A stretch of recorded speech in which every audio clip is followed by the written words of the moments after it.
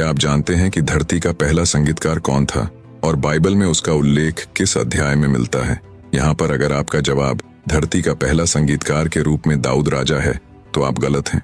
कौन था, आइए जानते हैं। बाइबल के अनुसार धरती का पहला संगीतकार आदा के पुत्र जुबाल को बताया गया है। उत्पत्ति 4:21 में जुबाल को तार वाले वाद्य और बांसुरी बजाने वाले सभी लोगों का पिता बताया गया है।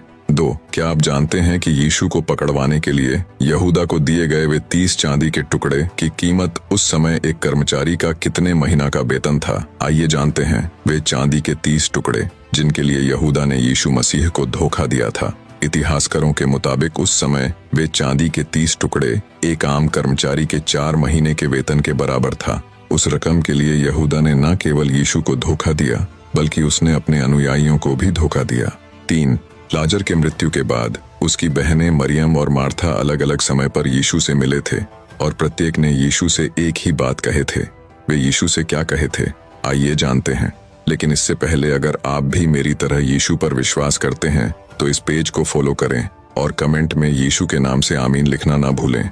लाजर की मृत्यु को 4 दिन हो चुके थे। जब यीशु बेथानी के पास पहुंचे तो मार्था उनसे मिलने के लिए गई और अपना दुख और विश्वास व्यक्त करते हुए कही, हे प्रभु, यदि आप यहाँ होते तो मेरा भाई नहीं मरता। और बाद में जब यीशु बेथानी पहुंचे और मरियम भी यीशु से मिली तो उसने भी वही शब्दें दोहराई थीं, हे प्रभु, यदि आप यहाँ होते तो मेरा भाई नहीं मरता। 4. यहूदा के सबसे बड़ा पुत्र एर एक दुष्ट व्यक्ति था जिससे ईश्वर अपने पास बुला लिए और एर की पत्नी तामार विधवा हो गई।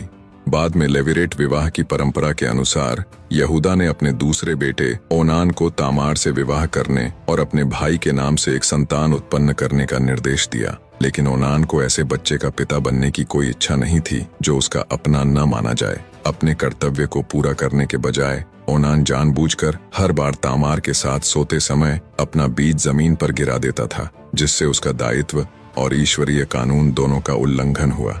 स्वार्थ और अवज्ञा के इस कृत्य को ईश्वर ने निंदा की और अपने भाई की तरह ओनान को भी प्रभु के न्याय का सामना करना पड़ा और अचानक से ओनान की मृत्यु हो गई। अपने दोनों बेटों के चले जाने के बाद यहूदा ने सावधान होकर तामार से वादा किया कि जब छोटा बेटा शेला बड़ा हो जाएगा तो वह उसे शादी करेगी।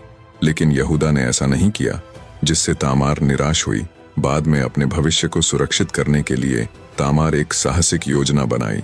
वह एक वेश्या के रूप में छिपाते हुए यहूदा से मिली और यहूदा को बहकाई और उसे पहचाने बिना यहूदा ने तामार के साथ संबंध बनाया, जिसे तामार गर्भवती हुई और तामार जुड़वां बेटे पेरेस और जेरह को जन्म दी। और बाद में उस वंश से इजराइल के राजा उभरे और एक उद्धारकर्ता के आने का रास्ता खुला।